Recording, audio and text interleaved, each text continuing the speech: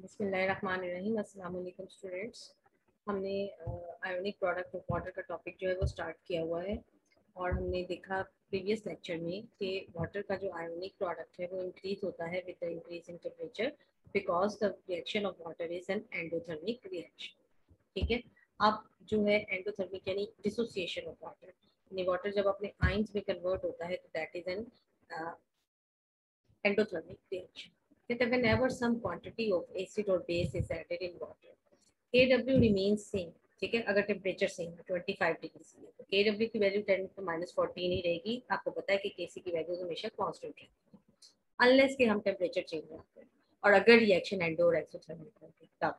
ठीक है, तो Kw की वैल्यू कांस्टेंट रहेगी। जस्ट जब आप किसी वाटर में एसिड या बेस का ऐड करेंगे तो उसके आयंस की कंसंट्रेशन में इजाफा होगा। अगर आप एसिड ऐड करेंगे तो हाइड्रोजन आयन की कंसंट्रेशन में इजाफा होगा और अगर आप बेस ऐड करेंगे तो हाइड्रोक्सिल आयन की कंसंट्रेशन में इजाफा होगा।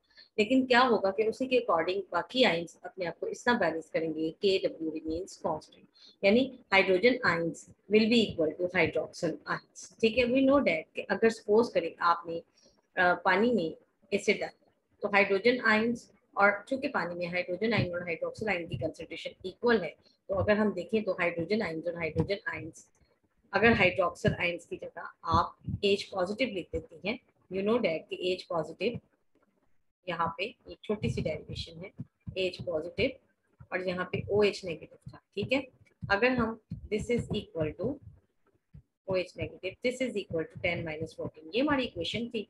इस इक्वेशन में अगर आप OH की जगह, ठीक है, H पॉजिटिव लिख देते हैं, दिस इज इक्वल टू 10 - 14। ठीक है, न्यूट्रल का। ठीक है, now H square is equal to 10 - 14 और जब हम इसका स्क्वायर रूट लेंगे तो आंसर आएगा 10 - 7, यानी 25 डिग्री सी पर दोनों आयंस की कंसंट्रेशन इक्वल है।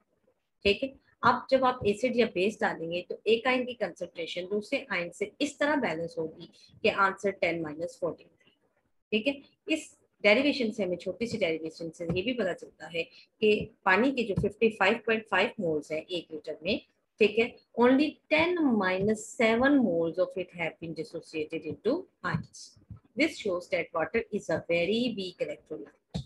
अगर 40 डिग्री से आप टेम्परेचर इंक्रीज करते हैं तो कहता है हाइड्रोजन एंड हाइड्रोक्सिल आयंस की क्वांटिटी इक्वल रहेगी लेकिन Kw की वैल्यू जो है वो चेंज हो जाएगी और so on at high temperature. ठीक है, ये था हमारे पास topic ionic product of water.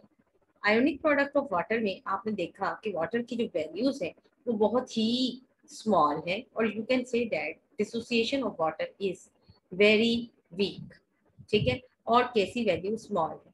कहते हैं अगर आपने पानी के अंदर small amount of acid add किया तो अगरचे हाइड्रोजन आयन की कंसंट्रेशन बढ़ जाएगी हाइड्रोक्सिल आयन की कंसंट्रेशन से, और when you will add base तो हाइड्रोक्सिल आयन की concentration, during both of these addition the value of Kw will remain the same at 10 - 14, that is 25 degrees Celsius। कहता है अब ये जो वैल्यूज थी 10 - 14 हाइड्रोजन आयन की कंसंट्रेशन हाइड्रोक्सिल, ये बहुत लो वैल्यूज है। There was a botanist Sorensen, ठीक है, डेनिश बायोकेमिस्ट था, introduce the term pH and pOH। उसने एक मैथमेटिकल टर्म इंट्रोड्यूस करवाई इन 1909। ठीक है, उसने कहा कि अगर हम इन वैल्यूज का, यानी हाइड्रोजन आयन कंसंट्रेशन की वैल्यू जैसे हमने देखी 10 - 7 थी, अगर हम इस नेगेटिव वैल्यू, यानी आपने अभी पीछे पढ़ा है ये कि जो हमारे पास हाइड्रोजन आयन है, ठीक है, इसकी कंसंट्रेशन का जो वैल्यू आई है वो आपके पास आई है 10 - 7।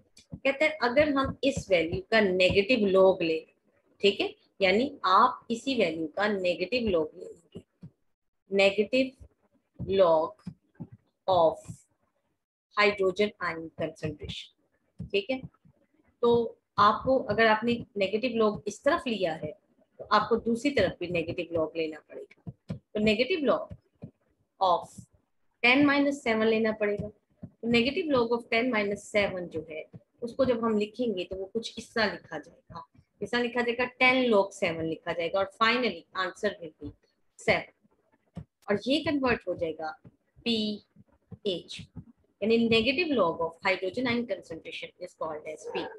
ये एक आसान सा मेथड था ताकि जो है, जो इतनी स्मॉल है, इतनी लार्ज वैल्यूज हैं जिनकी एक्सपोनेंशियल वैल्यूज बहुत ज्यादा है, कम है, उनको हम एक होल नंबर वैल्यूज में कन्वर्ट कर सकें। ठीक है, इस तरह उसने एक स्केल ड्राइव किया जिसे आप पीएच स्केल कहते हैं। पीएच स्केल में जब हमने हाइड्रोजन आयन और हाइड्रोजन हाइड्रोक्सिल आयन की कंसंट्रेशन को स्टडी किया तो that comes out to be 7 10-7 and जब हमने उसकी पीएच निकाली तो 7 हमारे पास आंसर है।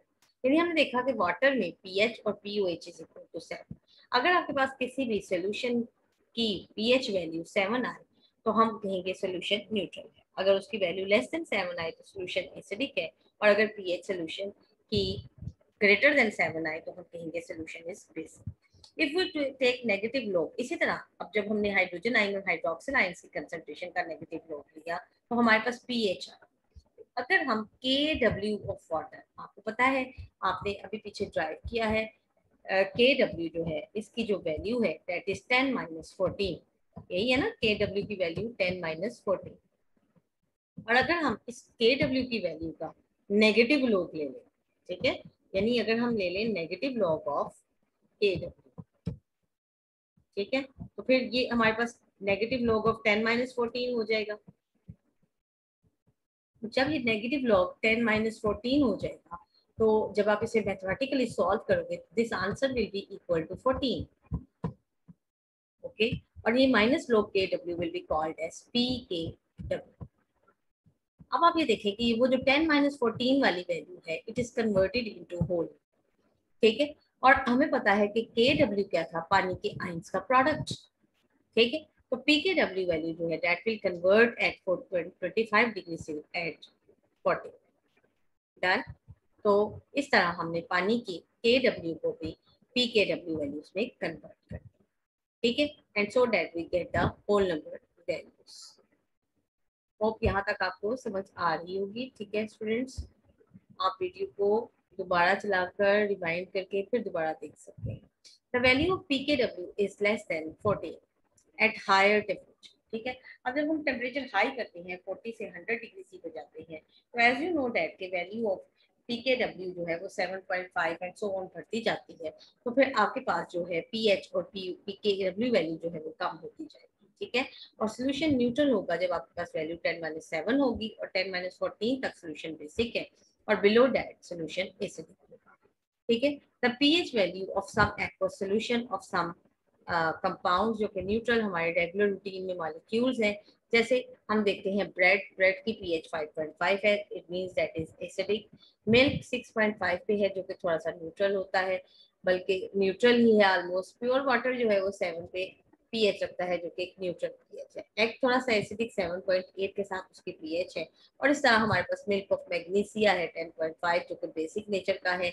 यहाँ से आप देखें Apple, grep fruit, oranges, tomatoes, cherries and bananas, इनकी आपके पास जो है ये लिखी गई हैं pH रेंजेस। अगर आप pH याद कर लेते हैं तो आपको pOH आसानी से अंडरस्टैंड निकालने में मदद मिलेगी, कैसे 14 माइनस pH करते हैं, ठीक है। विनेगर की pH आप देखें 2.8 है, तो इसकी अगर कोई pOH पूछे तो आपको pH अगर याद है तो आप 14 में से माइनस करके उसकी pOH कैलकुलेट कर सकते हैं। लेमन, गैस्ट्रिक जूस, आपको पता है ये सब एसिडिक होते हैं, तो यहाँ पर उसने एसिडिक से लेकर बेसिक तक कुछ सॉल्यूशंस जो है जो हम रेगुलर रूटीन में यूज करते हैं उनकी pH एक्सप्लेन की है। This is all about today's lecture. Thank you.